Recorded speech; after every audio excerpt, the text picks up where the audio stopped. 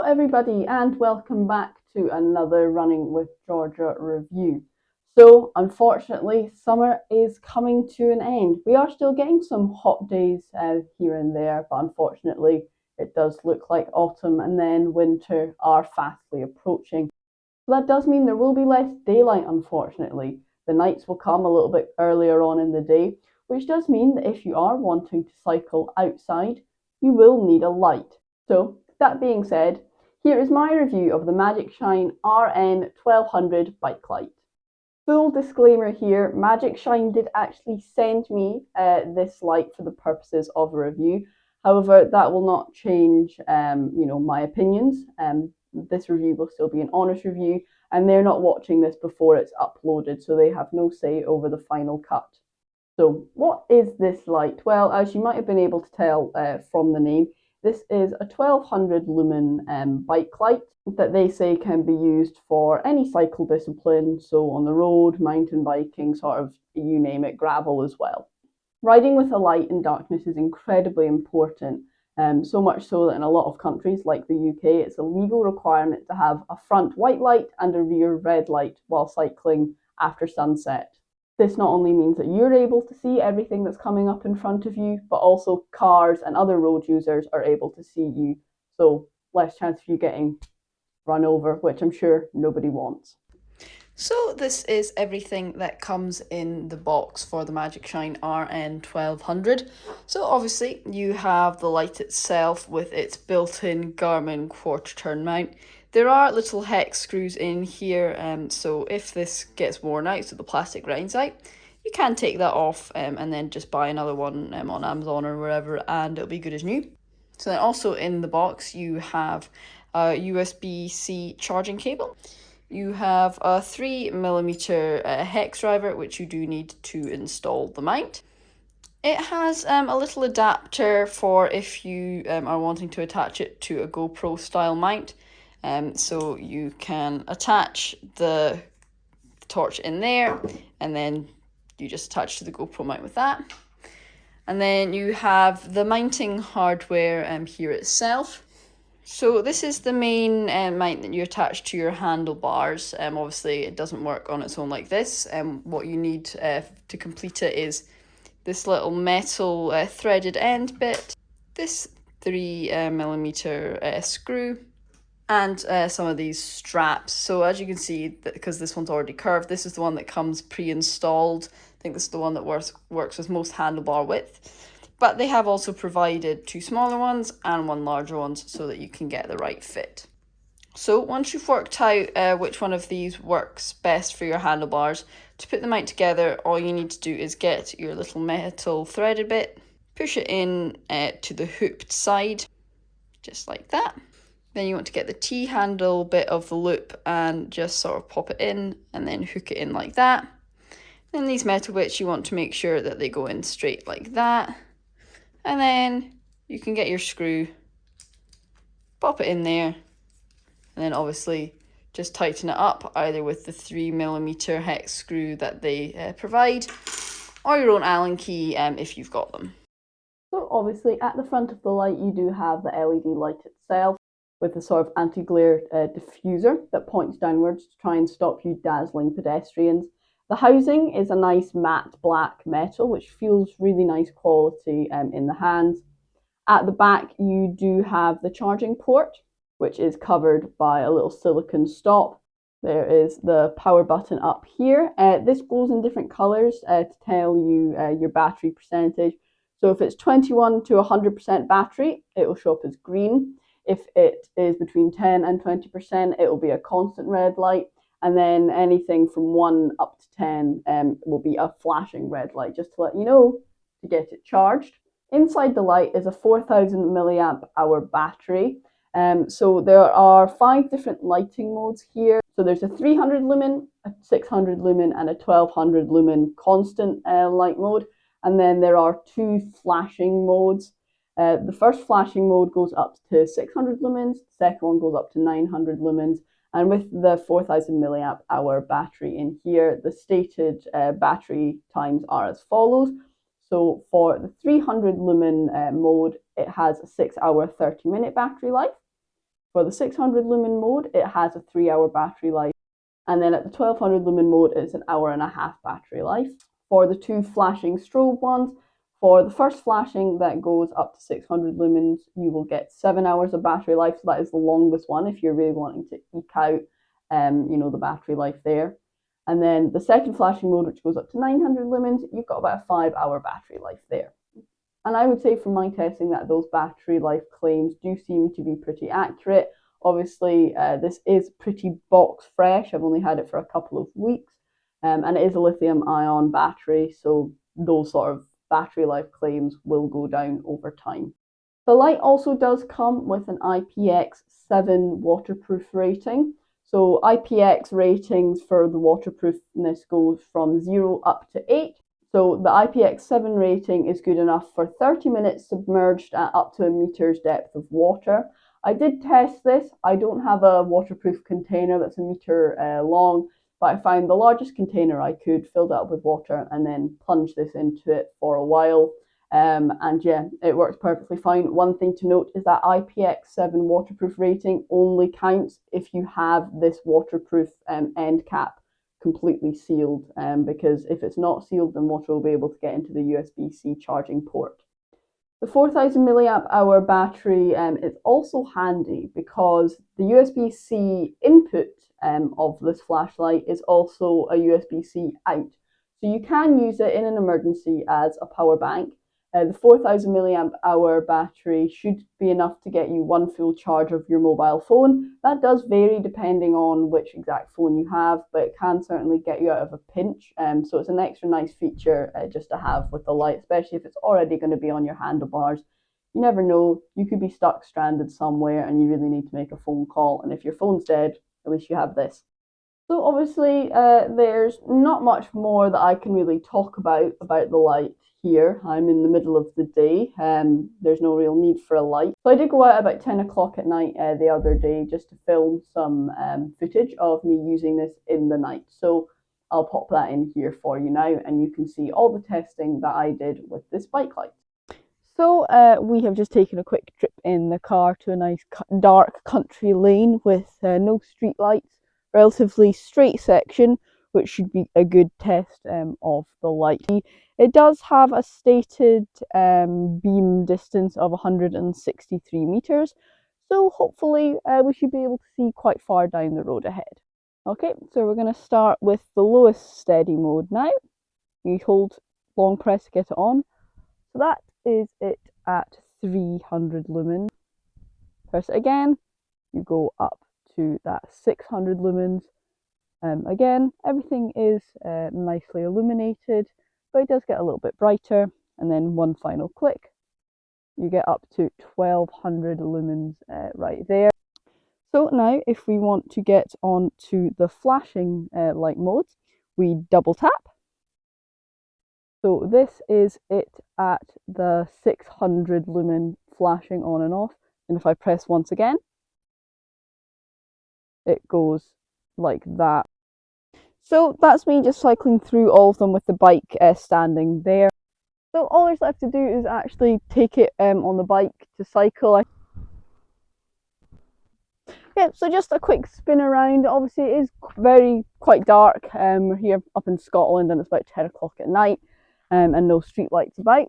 And yeah, the light works really well. Even in the low lightest setting, I could still see, perfectly clearly in front of me. And those extra steps up just served as a little bit of, extra peace of mind there, just to make sure I could see everything I could. The strobe functions, I'm not sure how often I would use those. I think they're just supposed to be, a little bit more attention catching for cars and things like that than the steady beam. So maybe I probably will use it at some stages, but the steady beams were good enough for me. And the button pressing on the fly was quite good. It was quite responsive. And yeah, I could hit it very easily while cycling to change the light modes if I needed to. So the last thing to test is just the drop rating of it. So it says it's got a meter drop resistance, which would be good enough for the handlebars of most bikes down to the ground. So we're just going to turn it on, drop it from a meter, and hopefully, yeah, the light will still shine. So let's give it a go. So I've just got on the lowest setting there, at a metre high, and fingers crossed, yeah, seems to still be shining. So yeah, that was my sort of testing with the product itself. I wasn't kind to it. I did sort of beat it up a little bit, but it's held on fine, like really well actually. So other than a few like cosmetic scratches on the paint on the outside, it's held up really well. And yeah, it feels like a really premium product. And I did take this mountain biking. It was during the day, so I wasn't actually using the light mode on it, but I just wanted to test the mount to see if this would come flying off as soon as you started going over anything rocky. I'm happy to say it didn't. It didn't budge at all. I kind of forgot that it was there, so it wasn't like rattling around, and it stayed perfectly still on my handlebars whilst I was going mountain biking, going over some jumps, quite rocky stuff there as well, and it held on like a champ. If you look at torches and things that have multiple brightness levels, it can be quite hard to find one that's sort of in the sweet spot. So this sort of, it doubles each time you press the button. So obviously it starts at 300, then 600, then 1200. And I find that that sort of spread of the steady lights is a good mix. So the lowest level is still bright enough that you can still see everything on the road. And then you've got those two higher ones if you are wanting to obviously see things a little bit brighter. But for me, especially because the battery life does sort of reduce quite drastically, I would say that I'd be pretty much happy to plod along on the 300 lumen steady mode or one of those flashing strobing modes there. So yeah, like I said, this feels like a really well-made light. It doesn't feel like it's going to break anytime soon, but it does come with a 24-month warranty, which does actually, if you then go onto their website and register the product, you get an additional 6-month warranty as well. So bringing it up to a 30-month warranty, which I think is pretty good for this product. Again, I don't think it's going to break anytime soon. It feels incredibly well made. But yeah, at least you've got that warranty there if you do need it. So now we'll talk about the price. So on Amazon, which is probably where most people might buy this because you do have obviously the free next day shipping, the RRP is £53. You might think that that sounds quite expensive, but if you look at other bike lights with similar lumen ratings and features, they do sort of sit around that £50 price. I know Halfords have a 1200 lumen light that's like £50, and that light does have some more brightness settings and things like that. But the water rating is a lot lower, so it wouldn't be able to really be used in like proper rainstorms and everything. I live in Scotland, so it does get quite rainy up here. So if you're looking at this and comparing it to other similarly priced lights, just take a look because their actual features and specifications will vary, and you just need to decide, what's good for you. Because, like I said, I really value the higher waterproof rating, and I don't feel like I need any more brightness settings. But you might feel the exact opposite. You might live in a really dry place, you don't need the waterproof, but you want more brightness settings there. Yeah, £53 RRP on Amazon. However, when they first agreed to send this to me, it was £40. And again, it's back on sale now for £40. So I think if you wait and if you're patient, you can get it for £40, which again, I think it's good value. I know it doesn't sound good value to get a bike light for £50, but that is only for the 1200 lumen one. They do some lower brightness level lights, which are cheaper. But again, it's just until you're starting to look for bike lights, you don't really realize how expensive bike lights can get. So let's talk about the pros for the light. Well, from the testing, I can say that a good pro is that their specified specs do seem to be accurate. Like I said, I've tested the drop rating, I've tested the waterproof rating, I've tested the battery claims, and I do think that they are accurate, at least from my testing. So that's always a good sign that the specs that they put on their website do seem to be accurate. That mount, like I said, is completely rock solid. No issues at all with it bouncing or rattling or coming off completely at all. And it is really nice that they come with multiple of those little straps. So if you have a really thick or a really thin handlebar, you are likely to get it to fit, which is nice. Another pro is that it doesn't have a weird proprietary mounting hardware. It's just a Garmin quarter turn. You can get loads of aftermarket mounts for this. So you can get loads of out the front mounts. They do actually sell mounts and things that you can get if you do want it. But it's really nice to see that they do have a pretty standard mounting hardware, and they do have some adapters in the box as well. So you are likely to be able to attach it to your bike. Another pro is that, like I said, it feels really, really well made. It feels like a quality product. It's not like really light and rattly. It's a substantial product. Mine was about 160 grams. But yeah, it feels sturdy. Other than a few cosmetic scratches on this, there's nothing wrong with it after all the abuse that I've put it through. It's still performing like an absolute champ. And this last pro will probably be a little bit subjective. For me, I think the different lighting modes are perfect. They're perfect for most users. They've got enough brightness settings that you are likely to find something that will suit you, but you're not overwhelmed with all these different features, most of which you probably won't use. So for me at least, I think the 5 different modes that has enough versatility that it'll cover you in all bases, but without overloading you and you having to like fumble around through loads of different unnecessary modes to find the one that you want. So there are a couple of cons that I do want to talk to you about. Both of them do sort of come back to this sort of little anti-glare thing that they've popped onto the front of the light. It's not a bad idea, sort of just in general, but it becomes a little bit of a problem if you want to mount it upside down. So a lot of people also have like Garmin or other brand like cycling computers, and it's quite common to get these sort of dual mounts where you can have the computer at the top and then the light on the bottom.